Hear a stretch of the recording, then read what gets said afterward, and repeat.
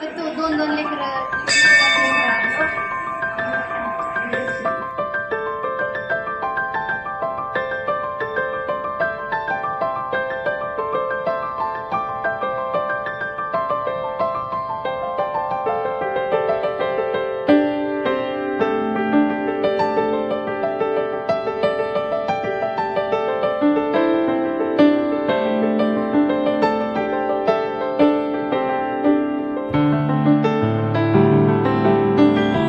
Hello नमस्कार, स्वागत आहे तुमचं आपल्या एका नवीन व्हिडिओमध्ये. तुम्हा सर्वांना शुभ दसरा.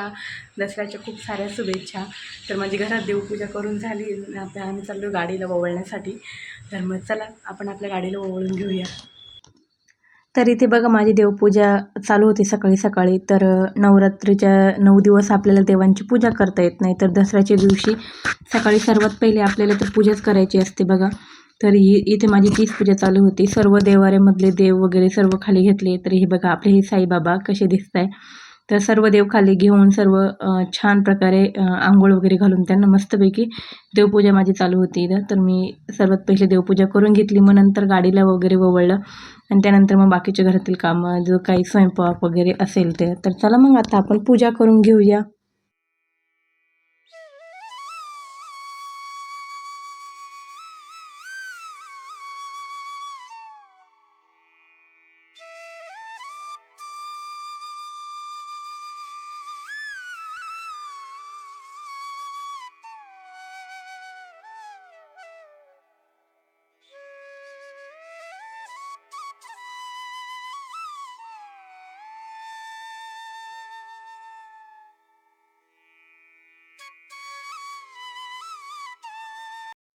तर बघा इथे आपली पूजा झाली आहे. त्यानंतर मग हार वगैरे बनवला. सर्वात पहिले देवाऱ्याला हार लावला, कारण दसऱ्या दिवशी झेंडूच्या फुलाचा हार तर हा प्रत्येकाच्या घराला, दाराला, दरवाज्यांना, देवाला, सगळ्या म्हणजे सायकल वगैरे काही जे असेल त्यांना लावावं लागतं बघा. आणि हा माझा अखंड दिवा 9 दिवस पूर्ण चालत पेटतच होता. तेल बाकी होतं, मग म्हटलं ठीक आहे तोच दिवा ठेवला मी. आणि त्यानंतर बाकी सर्व तयारी करून घेतली.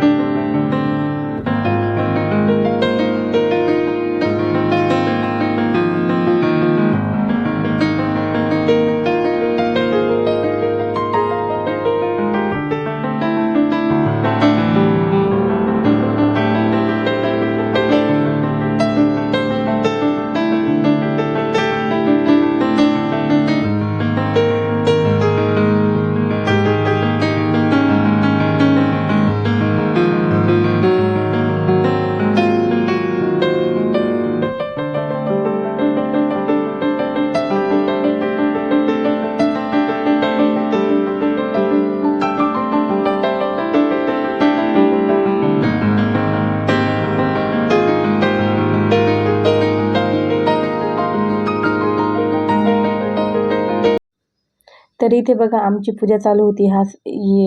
ही वेळ संध्याकाळची 5 वाजले होते. आम्हाला मंदिरामध्ये जायचं होतं, तर मग आम्ही लवकर पूजा करून घेतली. तर साहिलचे बुक्स, कंपास, पेन्सिल, यांचे कटर, पेन वगैरे या अशा गोष्टी सर्व ठेवल्या, कारण त्या दिवशी पुस्तकांची पूजा केली जाते, आपल्या सर्वांनाच माहीत आहे. तर इथं मग मी पूजा मांडून घेतली. त्यानंतर मग साहिल बघा कशी त्याची पूजा करत होता. तर मला विचारत होता, मम्मी प्रत्येकाला हळद कुंकू लावायचं का? तर मी म्हटलं हो, प्रत्येकाची पूजा करायची. मग तो म्हटला, मम्मी माझे सर्व पुस्तकं ठेवायची. म्हटलं नाही, 2-3च पुस्तक ठेव आणि त्याची पूजा कर. तर त्याला इच्छा होती मला पॅड पण. हा पॅड त्याला ना गरब्यामध्ये मिळाला होता, तर लगेच त्याने तिथे पूजायला ठेवला तो. पेन्सिल, ज्योमेट्री बॉक्स वगैरे. तर आणि त्यानंतर त्यांना मग आपट्याची पानं पण वाहिली. तर अशा प्रकारे आमची पूजा झाली. त्यानंतर मग आम्ही मंदिरात गेलेलो.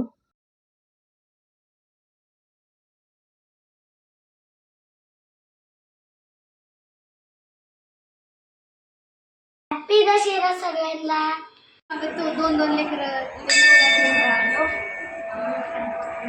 तर इथे मंदिरात आलो होतो आम्ही सर्व मैत्रिणी मिळून चौघीजणी आम्ही ना मंदिरामध्ये गेलो. आमच्या भिलाडी इथे ना जवळच मंदिर आहे, भिलकाई मातेचं मंदिर म्हणून ओळखलं जातं.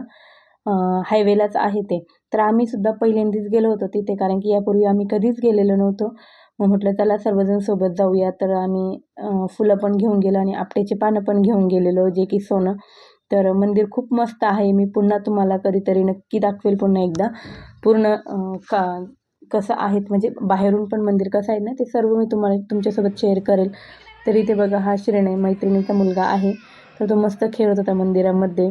सर्व प्रकारचे देव तिथे आहे, म्हणजे राम, लक्ष्मण, परत हनुमान, ते सर्व म्हणजे एकाच ठिकाणी सर्व देव. इथे गुजरातमध्ये ही पद्धतच आहे वाटतं, की एका मंदिरामध्ये ना सर्व देवांच्या मूर्त्या असतात. तर इथे तुम्ही बघू शकता 4 देवांची मूर्ती तिथं आहेत आणि आजूबाजूला पण होते. त्यानंतर मग आम्ही हे पुन्हा एक नवीन मंदिर आहे आत्ताच, म्हणजे इथे बांधकाम चालू आहे, तर रस्त्याच्या लगतच होतं, भिलाडमध्येच आहे. तर म्हटलं चला इथे पण जाऊया, आपण दर्शन वगैरे घेऊया. पण मंदिराचं काम चालू होतं, आतमध्ये मूर्ती वगैरे अजून ठेवलेली नाही आहे, त्यामुळे त्यांनी आम्हाला मंदिरात जाऊन नाही दिलं. मग आम्ही बाहेरूनच त्याचे फोटो व्हिडिओज घेतले.